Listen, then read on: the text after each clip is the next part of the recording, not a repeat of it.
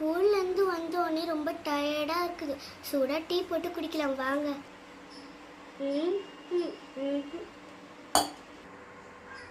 வெறும் கொட்டாங்குச்சி ஸ்டவ்ல எடுத்து வச்சா சாம்பிராணி தான் போடணும். சாம்பிராணி ஆகக்கூடாதுன்னா ஃபஸ்ட்டு தண்ணி ஊற்றிக்கணும். இதை ஸ்டவ்ல வச்சுக்கலாம். இன்னி சூடாயிடுச்சுக்கு இஞ்சி தட்டிக்கலாமா? இஞ்சி வச்சிருக்கேன், தட்டி எடுத்துக்கலாம்.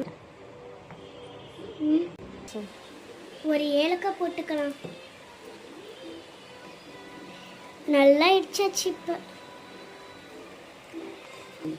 இதை குடிக்கிற தண்ணியில் போட்டுக்கலாம். டீத்தூள் போட்டுக்கலாம். இது இப்போ நல்லா கொதிக்கணும். அம்மா பால் காய்ச்சி சூடாக வச்சுருக்காங்க. ஃப்ரெண்ட்ஸ், இப்போ நம்ம ஒரு டம்ளர் பால் எடுத்துக்கலாம். டிகாஷன் கொதிக்க ஆரம்பிச்சிச்சு. இப்போ பாலை சேர்த்துக்கலாம்.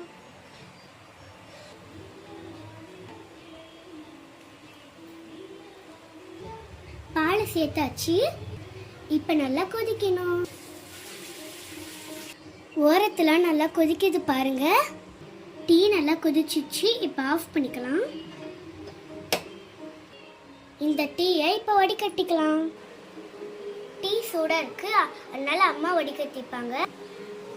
டீ வடிகட்டியாச்சு. இப்போ தேவையான அளவு சக்கரை சேர்த்துக்கலாம். சக்கரை கரையத்துக்கு நல்லா கலக்கிக்கலாம். டீ ரெடி ஆயிடுச்சு. இப்போ குடிக்க போகிறோம்.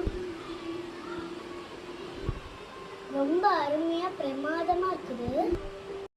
கொட்டாங்குச்சியில் போட்ட டீ ரொம்ப சூப்பராக பிரமாதமாக இருந்ததுங்க. கொட்டாங்குச்சி டீ போட்டதும் இந்த மாதிரி தான் ஆகும், எரியாது.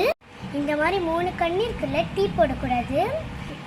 ஸ்டவ்வில் வச்ச உடனே கண் பகுதி இருக்கிறதுனால எரிஞ்சிடும். இந்த மாதிரி பிளெயினாக இருக்கிறதுல எரியாது. ஆனால் தண்ணி ஊற்றி தாங்க ஸ்டவ்வில் வைக்கணும். இந்த மாதிரி சிறப்பான வீடியோ பார்க்கணுன்னா நம்ம சேனலை சப்ஸ்கிரைப் பண்ணுங்கள். பாய்.